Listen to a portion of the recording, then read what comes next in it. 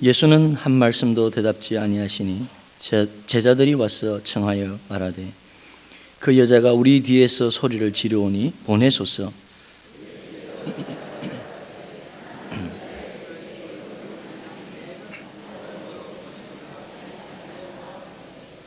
여자가 와서 예수께 절하며 가로되 주여 저를 도우소서.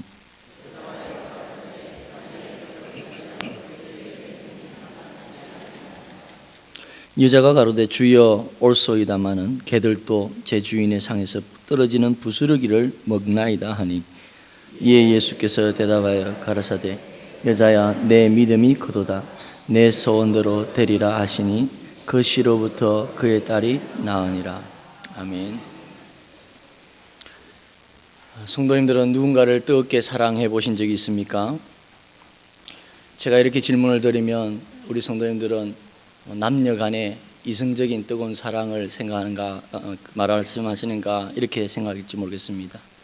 그러나 정말로 이성적인 남녀 간의 사랑을 뛰어넘어서 어떤 사람을 진심으로 사랑해 보신 적이 있습니까? 그러면 여러분 중에서는 분명히 자신 있게 예라고 대답하시는 분도 있지만은 어떤 분들은 저는 사랑하는 사람이 없습니다 라고 대답하는 분들이 있을 것입니다. 또 어떤 분들은 제가 생각하기에는, 제가 짐작하기에는 많은 분들이 내가 지금 사랑을 하고 있는지 사랑을 하고 있지 않은지 잘 모르겠습니다 라고 말씀하시는 분들이 많을 줄 압니다. 사실 그것이 어떻게 보면 진실된 대답이라고 할 수 있습니다. 왜냐하면 정말 사랑이란 것이 무엇인지 우리가 쉽게 정의 내리기가 힘들고 내가 지금 하고 있는 것이 정말 사랑인지 사랑한다고 하면서 이렇게 상대에게 하는 것인지 우리가 그것을 사랑이라 부를 수 있는 건지 측정을 못하지 않습니까? 그러니까 내가 정말 사랑하고 있는지 아닌지를 잘 모르겠습니다. 이 대답이 정말 오히려 솔직한 대답이 아닌가 생각합니다. 또 어떤 때는 정말로 헌신하고 희생하는 사람들이 더 고백하기를 나는 사랑이 없다 라고 고백하는 것을 볼 수가 있습니다. 보통 때는 사랑을 말하기도 하고 사랑을 외치기도 하지만은 실제로 내가 고통받는 소외받는 이웃들을 위해서 충성하겠다, 희생하겠다, 섬기겠다고 하고 들어가서는 이 섬겨보면 자기가 얼마나 사랑이 없다는 것을 더 느끼게 되는 것이죠. 내가 헌신하겠다고 들어가서 봉사를 하는데 조금 더러운 것을 보면 역겹게 여기는 자기 자신을 보게 됩니다. 또 내가 희생하겠다고 들어갔는데 일이 많을 때는 불평하는 자신을 바라보게 됩니다. 또 내가 정말로 헌신하겠다고 들어갔는데 말을 안 듣고 엉망으로 하면은 짜증을 내고 화를 내는 자기 자신을 발견하게 됩니다. 그러면 나는 사랑이 없는 사람이구나. 그렇게 사랑을 실천하면 할수록 그 사람은 사랑이 없다는 것을 발견하게 되는 것이죠. 그래서 우리들은 사랑을 쉽게 어떤 것이다, 내가 사랑한다 그렇게 표현하기가 어려운 것 같습니다. 보통 결혼을 준비하는 청소년들은 사랑을 핑크빛 아름다운 낭만으로 생각하는 경우가 있습니다. 그래서 부모님들을 바라보면서 부모님들이 저렇게 갈등을 하는 거 보니까 사랑이 없다. 우리 부모님은 사랑이 없다. 또 아버지가 어머니가 나에게 이렇게 갈등을 이렇게 있는 관계에 있는 거 보니까 부모님은 나를 사랑하지 않는가 보다. 그렇게 쉽게 단정해 버립니다. 왜냐하면 사랑을 아주 핑크빛 아름다운 것으로만 낭만적인 것으로만 생각이 되는 것입니다. 그러나 사랑은 그렇지 않지 않습니까? 부부가 어떻게 사랑하지 않습니까? 그러나 갈등이 있거든요. 부모가 자식을 어떻게 사랑하지 않겠습니까? 사랑합니다. 그러나 자식과 갈등이 얼마나 많습니까? 그렇기 때문에 사랑이라는 것은 그렇게 낭만적인 것만은 아니라는 것을 우리가 알 수가 있습니다. 그러면 우리는 사랑에 대해서 전혀 알 수가 없는 것일까요? 우리가 누군가를 정말 사랑하는지 아닌지를 측정할 수 있는 길은 없을까요? 고린도후서 13장 5절에서는 너희가 믿음에 있는가 너희 자신을 시험하고 너희 자신을 확증하라는 말씀이 있습니다. 마찬가지로 우리는 우리 자신이 사랑에 있는지, 사랑하고 있는지를 시험해보고 또 확증할 수가 있어야 하겠습니다. 그것이 어떻게 가능하겠습니까? 물론 여러 시금석이 있습니다. 그러나 오늘은 한 가지 사랑을 측정할 수 있는 기준에 대해서, 도구에 대해서 한번 생각해 보고자 합니다. 그것은 기도입니다. 아우구스티누스라는 분은 적게 사랑하는 자는 기도하는 일이 적고 많이 사랑하는 자는 기도하는 일이 많다라는 그런 유명한 말을 남겼습니다. 이 말은 아주 성경적인 말이라 그렇게 생각이 듭니다. 예수님께서도 사랑하는 것과 기도하는 것을 동일시해서 말씀하신 적이 많습니다. 특별히 마태복음 5장에 보면 내 원수를 사랑하라. 그리고 내 핍박하는 자를 위해서 어떻게 하라고요? 기도하라. 예. 거기서 원수를 사랑하라는 그 말씀과 핍박하는 자를 위해서 기도하라는 말씀은 같이 나란히 가는 것입니다. 그래서 그 용어만 다르게 한 것이죠. 원수는 핍박하는 사람입니다. 사랑하라는 것은, 원수를 사랑하라 할 때 그 사랑하는 것은 기도하라는 것입니다. 그 외에도 많은 사람들이 예수님께 나와서 예수님께 간구한, 특별히 다른 사람을 위해서 간구한 그 모습을 보면, 그래서 응답받는 모습을 보면 기도와 사랑의 깊은 관계를 우리가 알 수가 있습니다. 예를 들어 백부장 사건과 같은 경우입니다.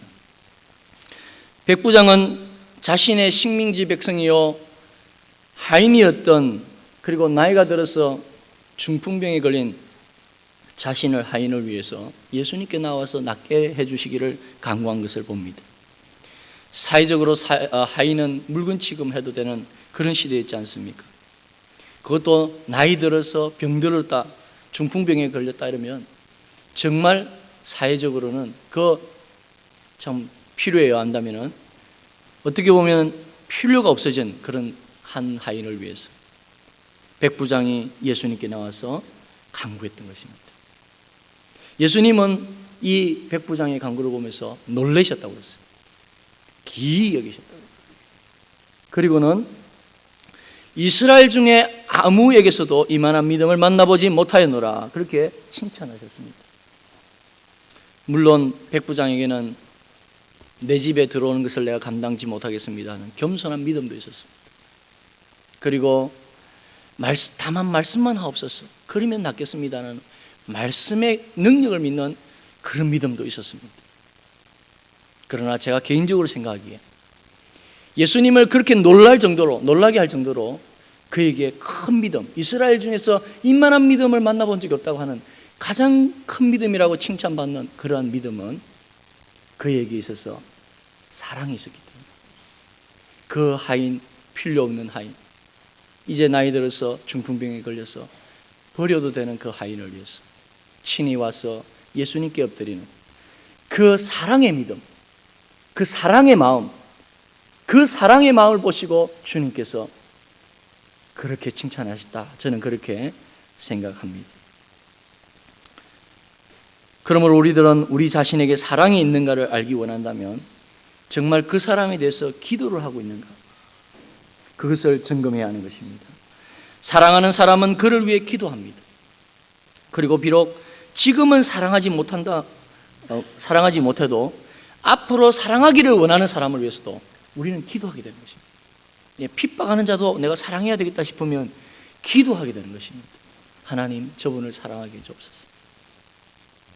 그렇기 때문에 기도는 우리의 사랑의 시금석입니다. 내가 사랑에 있는가 시험할 수 있는 중요한 시금석이 되는 것입니다. 오늘 읽은 본문에서도 한 가나안 여인이 자신의 흉악한 귀신 들린 딸을 위해 예수님께 나와 간구한 사건이 기록되어 있습니다. 이 여인도 예수님께 여자야 내 믿음이 크도다, 내 소원대로 되리라는 칭찬과 함께 응답을 받았습니다. 우리는 이 여인의 딸을 위한 중보기도에서도 갈라디아서 5장 6절의 말씀처럼 그리스도 예수 안에서는 할례나 무할례가 효력이 없되 사랑으로 역사하는 믿음뿐이니라, 예. 사랑으로 역사하는 믿음뿐이니라고 그랬습니다. 그 사랑으로 역사하는 믿음을 이 여인에게서 우리가 또한 보게 되는 것입니다. 물론 우리가 자기의 딸이니까 흉악한 귀신에 들려서 예수님께 나와서 기도하는 것은 당연한 것이 아닌가 그렇게 생각할 수도 있습니다. 그러나 본성 때문에 이 여인이 이렇게 간절히 기도했다라고는 쉽게 넘길 수는 없습니다. 스위스의 세계적인 유명한 교육가인 페스탈로치는 본능적인 사랑으로만은 자녀를 잘 키울 수 없다.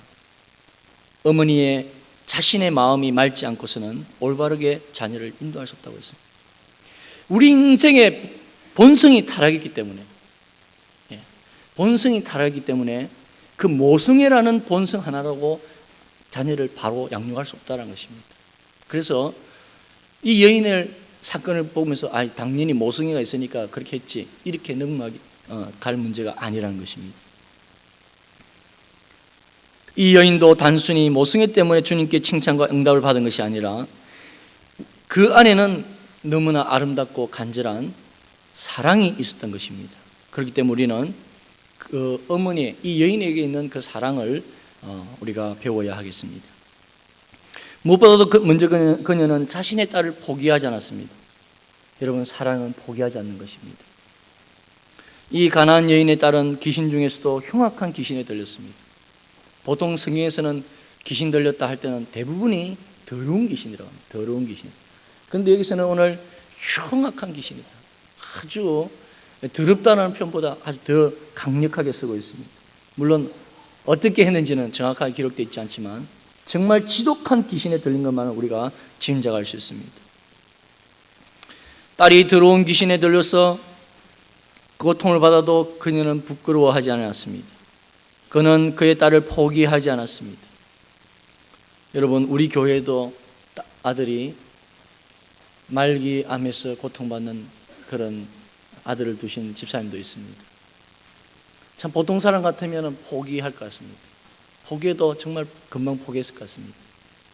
그러나 아직도 포기하지.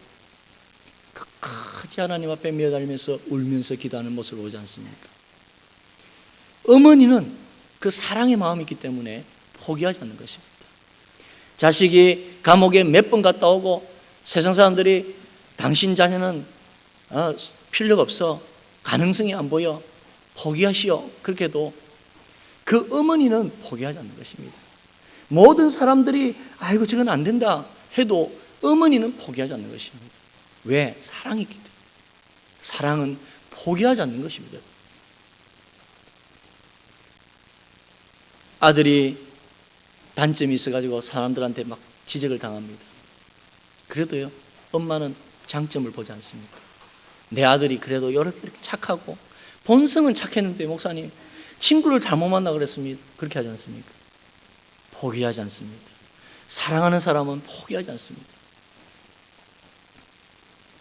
혹시 성도 여러분들께서는 사랑하는 사람을 포기하지 않으셨습니까? 저분은 예수 안 믿을 거야. 저분은 전도할 수 없어. 저분의 영혼은 너무 완악해서 변화되지 않을 거야. 혹시 포기하지 않으셨습니까? 그러나 사랑하는 성도 여러분, 여러분이 진정 그분을 사랑하신다면 포기하지 마시기 바랍니다. 하나님께서 역사하시면 사울이 변해서 바울이 될 수 있습니다. 예수님을 그렇게 미워해가지고 예수님을 핍박하고 예수 믿는 사람들을 이잡듯이 잡는 데 나섰던 그 사울도 예수님이 한번 역사하시니까 예수님을 너무너무 사랑해서 자신의 생명을 다 바치고 교회를 너무 사모해가지고 내가 목숨까지 주기를 원한다고 하는 그런 바울로 바뀌지 않았습니까? 하나님 역사하시면 바뀔 수가 있습니다. 사울이 바뀌어 바울이 될 수 있습니다. 그래서 꼭 불가능해 보이는 분들도 여러분의 태신자로 품고 기도하시기 바랍니다. 혹 이번 11월 16일 날 예수님을 믿지 않고 거부를 한다 하더라도 다음에라도 여러분의 마음에 계속해서 태신자로 품고 기도하십시오. 한번 해병대는 어떠하다고요? 영원히 영원한 해병대다. 그죠? 한번 우리의 영적인 자녀는 영원히 우리의 품을 영적 자녀라. 그렇게 또 우리 목사님 주일날 말씀하시죠. 여러분, 그렇기 때문에 우리가 포기하지 않아야 됩니다. 포기할 사람은 없습니다. 우리가 사랑이 없어서 그렇지, 우리가 사랑한다면 포기하지 않고 그를 위해서 기도할 수 있는 것입니다. 그리고 이 여인은 기도에서도, 간구하는 데 있어서도 포기하지 않았습니다. 기도에 있어서 가장 중요한 것은 포기하지 않는 것입니다. 기도에 여러 요소가 있지만은 중요한 요소가 포기하지 않는 것입니다. 그래서 주님은 특별히 누가복음 18장에서 그 과부의 기도를 가르치면서 항상 기도하고 낭망치 말아야 될 것을 가르쳤다고 했습니다. 그리고 주님께서 다시 오실 때에 보기를 원하시는 믿음은 포기하지 않고 낙심하지 않고 계속해서 기도하는 그 기도의 믿음을 보기를 원하신다고 했습니다. 그래서 우리 주님께서는 종종 우리를 시험할 때도 있습니다. 오늘 여인에게 있어서 예수님이 얼마나 시험을 하셨는지 모릅니다. 첫째, 어떤 시험을 하셨습니까? 예수님이 대답을 안 하셨어요. 오늘 보니까 여인이 다윗의 자손 예수여 우리 딸을 불쌍히 여기달라고 그렇게 고래고래 가름치면서 소리 지르면서 그렇게 따라왔습니다. 그런데 오늘 말씀에 뭐라고 했습니까? 23절에 보니까 예수는 한 말씀도 대답지 아니하십니다. 제자들이 와서 청하여 말하되 그 여자가 우리 뒤에서 소리를 지르오니 보내소서. 그렇게 소리 지르면서 따라오는데 예수님은 대답을 안 했다는 겁니다. 너무 시끄러우니까 제자들이 귀찮아서 예수님 저 여자 좀 보내주세요. 그렇게 부탁할 정도였다는 겁니다. 여러분, 우리 예수님은 이때만 이런 것이 아니라 종종 대답지 않으셨어요. 여러분 잘 아시다시피 두 소경이 예수님을 부르며 달려왔을 때 다윗의 자손 예수여 불쌍히 달라고 그렇게 두 소경이 외치면서 왔을 때도 예수님 대답도 안 하시고 집 안으로 들어가셨습니다. 그러나 끝까지 그 두 소경이 집 안에까지 따라 들어왔죠. 소경 바디메오가 그렇게 소리 지르면서 예수님이 불렀지만 예수님 대답 안 하시고 지나가셨습니다. 사람들이 너무 시끄러워서 바디메오에게 좀 조용히 하라고 꾸짖을 정도였습니다. 그러나 예수님은 대답지 않고 지나가셨습니다. 예수님이 귀가 좀 어두우십니까? 아닙니다. 근데 왜 예수님이 그러셨을까요? 우리의 생각까지도 다 하시는, 우리의 마음까지도 하시는 전지하신 예수님이 왜 여인이 부를 때 대답도 안 하시고 가셨습니까?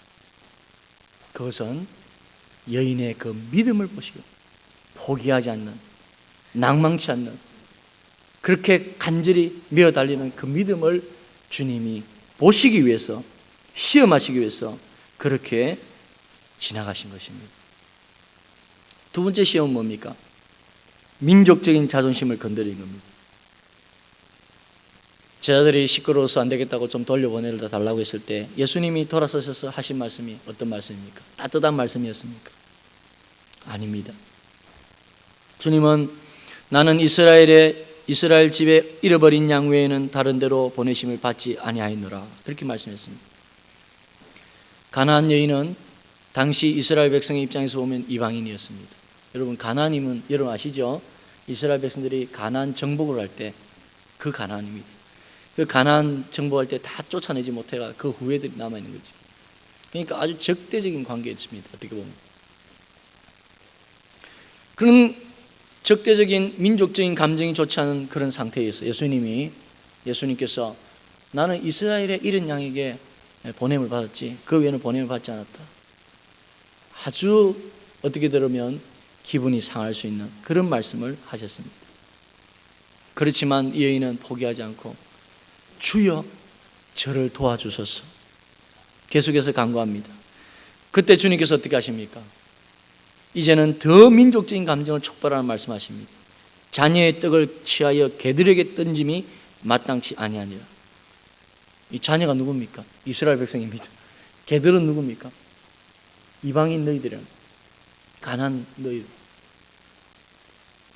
인간적으로 생각하면 굉장히 정말 민족적인 감정이 일어날 수 있어요. 여러분, 감정 중에 제일 흥분되는 감정이 민족적인 감정입니다. 민족적인 감정을 위해서 생명을 바치지 않습니까?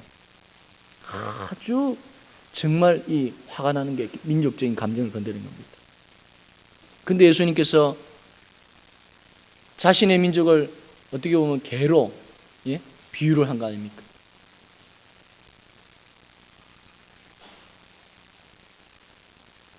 그런데 이 가나안 여인은 어떻게 반응했습니까?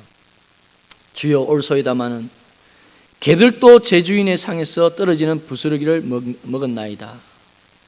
여러분, 너무 놀랍지 않습니까? 우리 같으면 이렇게 반응할 수 있겠습니까?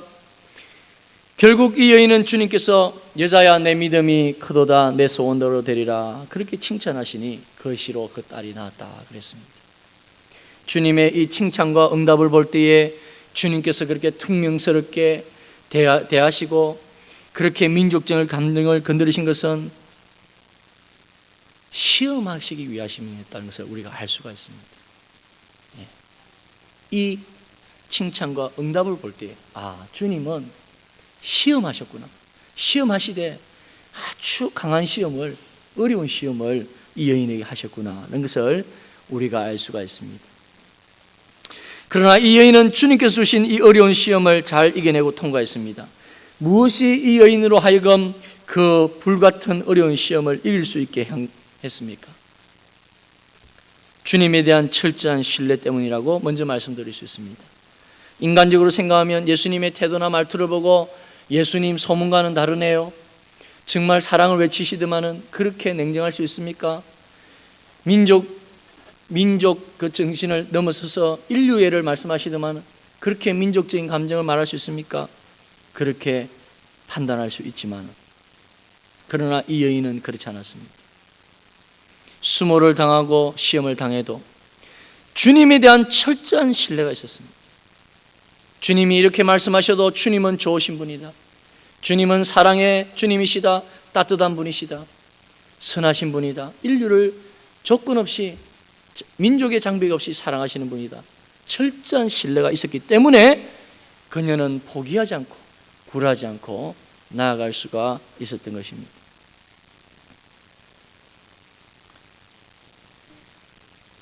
제가 대학 다닐 때 요즘엔 결혼인지 모르겠습니다. 결혼 시간이 있었습니다. 결혼 교사가 들어와가지고 기독교를 비방하는 거예요. 기독교를 비방하는데, 기독교에는 아브라함이라는 사람이 있다던데, 하나님이 아브라함이라는 사람한테 자기 자식을 제물로 바치랬다. 죽여가지고 제사를 지내랬다. 참 이상한 신이 있다고. 그런데 놀라운 것은 그 아브라함이라는 사람이 그 말에 대꾸도 안 하고 즉시 순종했다. 정말 정신이 이상한 사람들이라고. 그렇게 막 비방하는 거예요. 저는 이 말을 잘 못하는데 너무 화가 나가지고 그때는 무슨 말을 했는지 모르겠어요. 말을 했어요. 말을 했는데 내가 지금 지나고 나서 생각하면 이런 말을 했어요. 하나님이 살아계시지 않고 하나님이 나쁜 분이시라면 정말 그 아이를 제사로 바치라. 죽여서 토막을 내가지고 제사를 바치라. 그거 정말 이상한 것입니다. 그러나 하나님이 살아계시고 그 하나님이 좋은 분이라는 것을 믿는 자에게는 당연히 순종을 한다. 그것은 어리석은 것이 아니고 지혜로운 것입니다. 그렇게 대답한 것 같습니다. 그렇습니다, 여러분. 이 여인이 정말 민족적인 감정을 건드림을 받고 어떻게 보면 인간적으로 생각하면 예수님의 그 시험이 이해가 되지 않을 수 있지만은 예수님은 좋으신 분이다. 예수님은 정말로 선하신 분이다. 예수님은 간구하는 자에게 응답하시는 분이라는 것을 그가 철저히 믿었기 때문에 그 어떤 시험도 이겨낼 수가 있었던 것입니다. 그리고 또 한 가지는 오늘의 주제대로 이 여인의 마음에 딸에 대한 간절한 사랑이 있었기 때문입니다.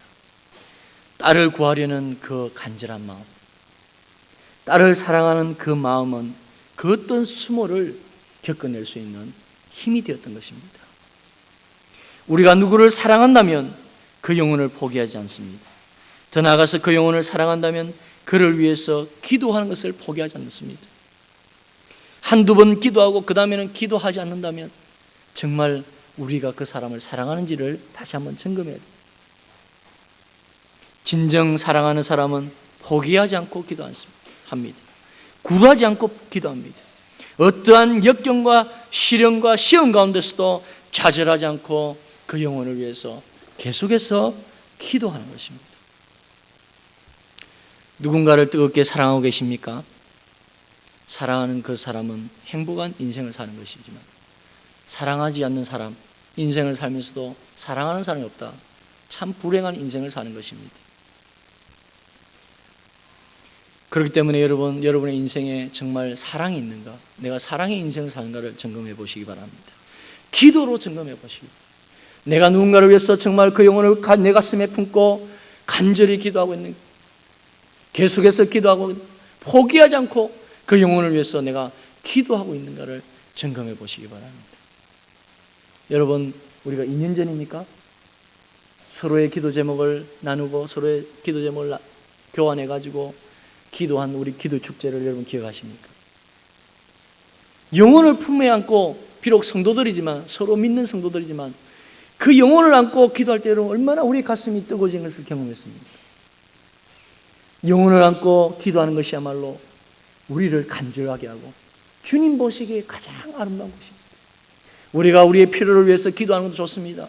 우리의 앞날을 위해서, 우리의 어떤 무엇을 위해서 기도하는 것도 아름답습니다. 그러나 하나님 보시기에 가장 아름다운 모습이 어떤 모습일까요? 영혼, 주하는 영혼, 그 고통 속에 있는 영혼을 부여안고 그를 위해서 눈물로 기도할 수 있는 그 기도의 모습이야말로 하나님 보시기에 가장 아름다운 모습이 아니겠습니까? 그것이야말로 정말 우리 인생의 가장 행복한 모습인 것입니다. 알브레이트 디르라는 사람이 있습니다. 이 사람은 그림을 그리기를 원해서 이제 한 유명한 화가에게 찾아갔습니다. 거기서 그림을 배우는데 거기서 친구를 만나게 됐어요. 그런데 이 절친한 이제 친구가 됐는데 가난하기 때문에 같이 공부를 할 수가 없었습니다. 그래서 디르의 친구가 디르에게 말했습니다. 여보게, 우리 둘이 돈을 벌고 그림을 그리는 것은 너무 어려워. 그러니까 내가 일을 해서 내가 너를 도와줄 테니까 네가 내보다 그림 실력이 낮잖아. 그래, 네가 열심히 일해. 그림을 그려. 내가 열심히 도와줄게. 디르가 막 거절했습니다. 아니야, 그럴 수 없어. 근데 이 디르의 친구는 강하게 요구를 했습니다. 우리가 같이 그림을 그리면 아무도 둘 다 그림을 그릴 수 없어. 그러니까 내 소원을 좀 들어줘. 그래가지고 이 디르가 이제 그림을 공부를 하기 시작했습니다. 그리고 그 친구는 디르를 위해서 물질을 대어주기 시작했어요. 드디어 이제 디르가 훌륭한 화가가 되었습니다. 그리고 그 그림이 팔리기 시작했습니다. 그래서 그가 돈을 가지고 그 친구를 찾아갔습니다. 그런데 그 친구는 그간의 힘든 노동으로 인해 가지고 손가락 마디가 휘어져 굳어져 있었습니다. 그림을 그릴 수가 없었습니다. 디르는 커다란 슬픔에 빠졌습니다. 친구의 희생으로 자신은 하고 싶은 일을 이루었지만 친구는 자신 때문에 그 일을 찾지 못한 것입니다. 그런데 어느 날 디르가 그 친구 집에 이제 불쑥 찾아가게 되는데 그 친구가 기도를 하고 있었습니다. 이렇게 손을 모으고 기도를 하는데 그 디르가 이제 훌륭한 화가가 된 것에 대해서 하나님께 감사하는 기도를 드리고 있었던 것입니다. 그래서 이 친구가 너 그 모습이 너무너무 아름다워서 내가 그림을 그려야 되겠다. 이 친구를 그림을 그려야 되겠다. 그러는 것이 정말 내가 감사하는 것에 이거 감사가 되겠다 생각하고 그림을 그리기 시작했는데 그 친구의 손에 기도하는 손의 모습을 그리기 시작했습니다. 여러분 보통 집에 붙어있는 경우 있지 않습니까? 어디 가면은 기도하는 손 해가지고 핏줄이 막 나와 있고 손이 막 거칠어져 있는 그런 손이죠. 그리고 굽어져 있는 손가락이 그런 손 디르의 그림이 있습니다. 여러분 비록 그 손이 모습은 참 이그러져 있고 거칠어져 있지만 그 친구를 위해서 기도하는 그 손이야말로 디레이 보기에는 가장 이 세상에 아름다운 소리였던 것입니다. 여러분, 영혼을 가슴에 부여안고 기도하는 그 모습, 하나님 보시기에 가장 아름다운 모습입니다. 하나님 보시기에 가장 사랑스러운 모습입니다. 누가 이 세상에서 가장 행복합니까? 영혼을 사랑하는 마음으로 기도하는 그 사람이야말로 가장 행복한 사람입니다.